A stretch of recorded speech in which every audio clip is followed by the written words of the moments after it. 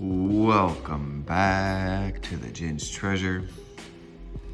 Today I was looking at this nice little Unakite Jasper. Oh, and I was thinking, wouldn't it be nice to do like a tutorial for like a little crystal? I know it's kind of a lot of the wraps that I do could be considered small size crystals, but I mean like really tiny. I think I might even do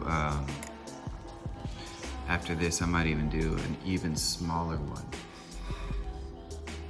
because really I just want to show that there is no difference in the size,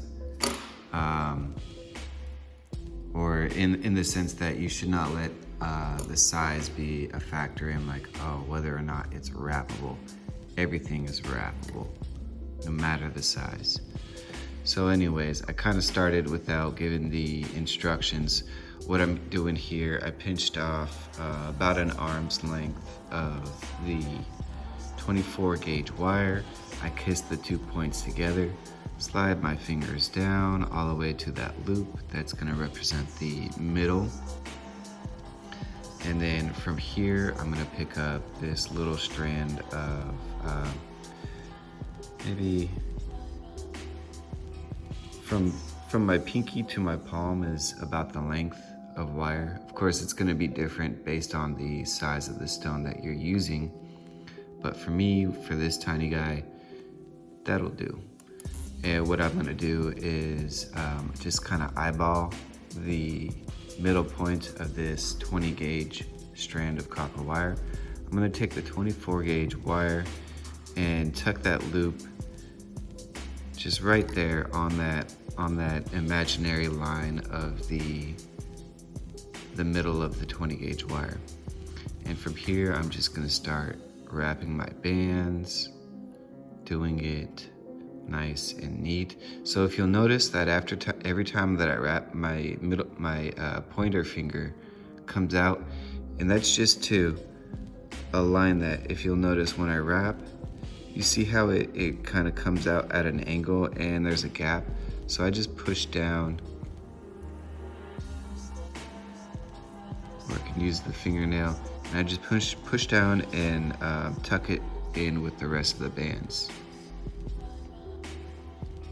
So I'll do that a little bit. Let's see, that was about, I don't know, we'll call it 10.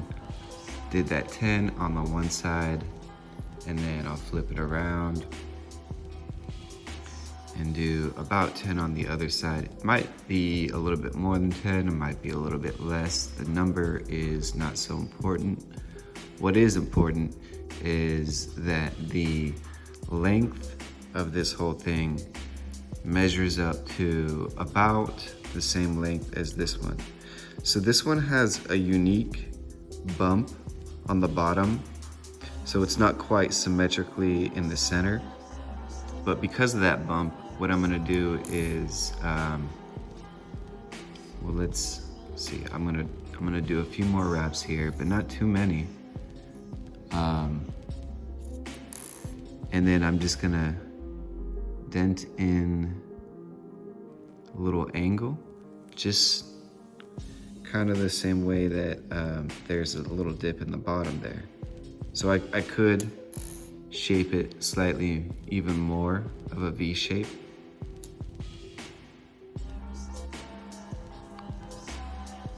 And I just want to tuck that in, so it should be more or less like the same edge, same angle as the stone. And then from here, I'm gonna pinch down with my index and my thumb on my right hand, swing this wire around from the back, and do what I call the little space gap. And actually pull the wire a little bit tighter. And then from there, sorry, I just saw on camera that it's all hand right there. So let me go back. So what I'm doing is swinging this wire around the backside. I'm creating this little space gap here in order to compensate for the bulge in the width of the crystal itself, because the crystal is not flat. If I were to do this tight, then when it comes time for me to put the crystal in, it would not even fit. So that's why I do this space gap here. And then, so as you can see, it's not going perfectly straight across. It's got this arc, and that's in order to compensate for the bulginess of the crystal. All right, so now that I've twisted this one across, not to get confused, I'm gonna grab the bottom one and do the same thing, just with like a little space gap. Doesn't have to be huge, especially when it's a small crystal. And then I'm gonna do a few wrap bands, maybe 4. And then, so now we can see there's a little bit of wiggle room for me to just drop that stone in there. And then from there,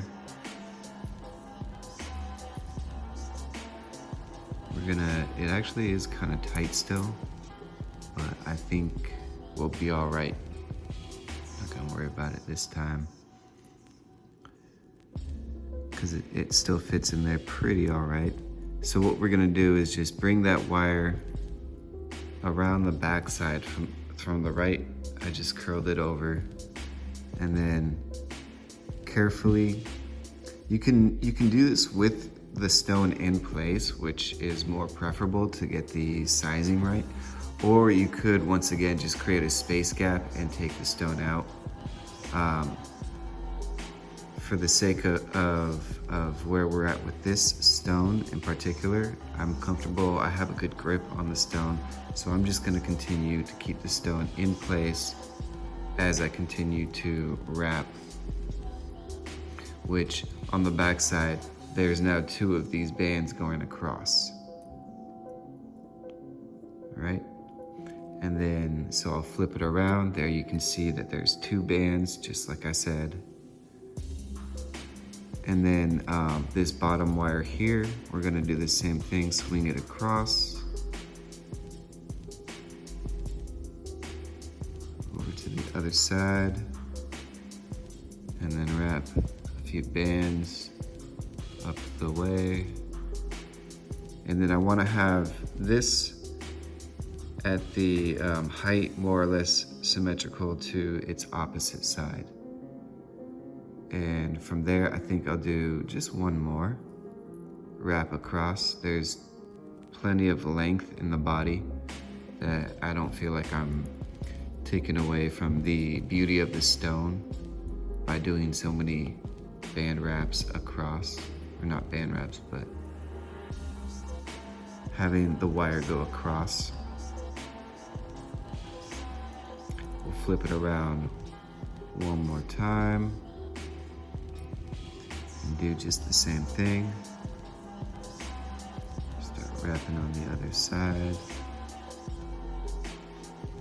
And then we'll catch up to, well actually, we're not just gonna catch up to this side length, but we're actually gonna go above and beyond, because now that we're towards the middle of the crystal body, we can get away with, we don't necessarily need to continue wrapping across so much. We wanna show off some of that crystal body.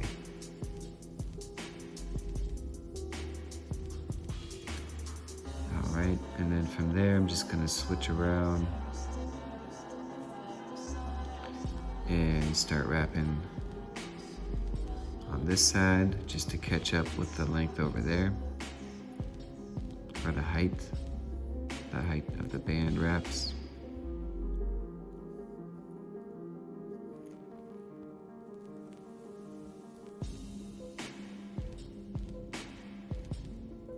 And now that we're almost there, do one more. And then now that we're there, I can actually feel that where it's interesting. It's kind of like doing all these wraps, tighten it up, and it doesn't really fit in the bottom anymore, but I'm not so worried about that. What we're gonna do here is just swing this wire across the back side, and then just start wrapping just as we've been doing. Same thing. 1, 2, 3. We'll stop at 3 and then flip this around and get the other side. And now after this, because it's towards the, basically like the neck, if you will, of the crystal body. So now it's tightly wrapped enough that that stone is snug in there. It's not gonna fall out. And I'm thinking we'll do like one more wrap across on each side. I think we'll be all right. And then we'll tie it off to finish.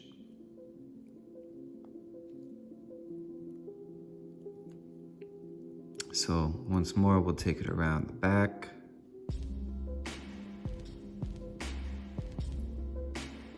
And then just wrap around the top. 1, 2, and 3. And then we'll flip it around. Do the same thing on the other side.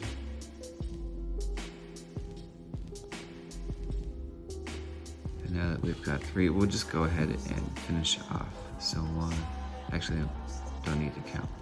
Just gonna kind of eyeball the length from here so it can go all the way up around and get to the top towards the middle there. Right there.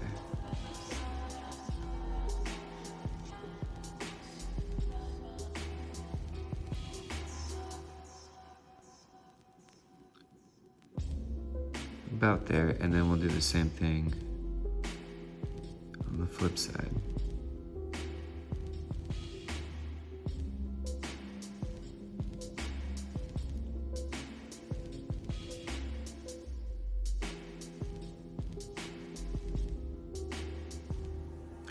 Okay, my thumb is actually cramping a little bit, but that's all right. That's kind of a, what do they call it? Not a trick of the trade, but hazard of the trade or something.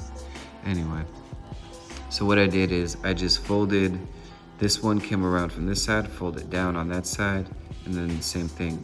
This one comes up, and then I bent it. I'm talking about these 20 gauge wires, by the way, and see how they are. And then I laid, this wire was originally getting wrapped on this wire. Just as well, this wire is getting wrapped on this wire. And I laid them underneath both of the wires in order for those 20 gauge wires to fold and wrap around the top. And then from here, I'm gonna take this 24 gauge wire, tuck it underneath. So now it goes all the way around both of those 20 gauge wires and then underneath. So it's getting wrapped. It's wrapping both of them now as opposed to just one. And then I'll do the same thing on this side. Tuck it around over the top of both and then underneath both. And then pull tight. And I have enough space in here that I'll just go ahead and do both of them one more time. It's not necessarily necessary. It's not a requirement, but I'm choosing to do so just because it's in the flow. Do the same thing with the top one, making sure not to have any of the wires overlap. As you can see, so that you see how this wire here, I'll get my pliers so it's more obvious. This wire here, in between the two fingers, it's crossing around over the top of this wire. Do you see how it did that? Right there. And I don't want that. So I'm just gonna gently realign it and then pull tight. That way it looks right. And then from here, I'll choose this wire since it's slightly longer. Pinch a little tip little tail. And then for the rest, I'm just gonna curl around a little loophole.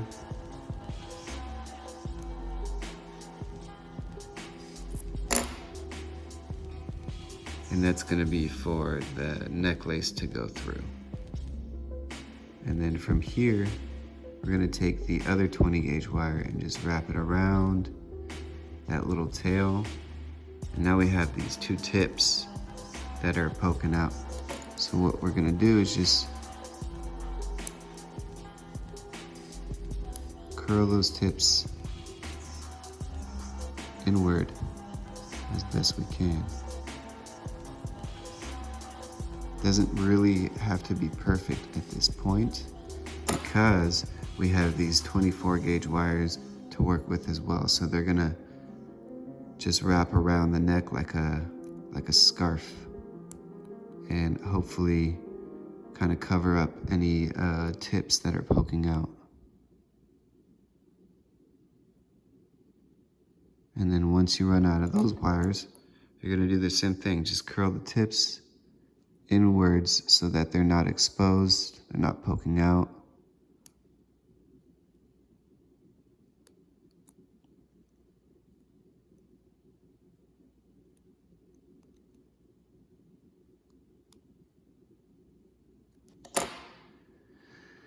And voila.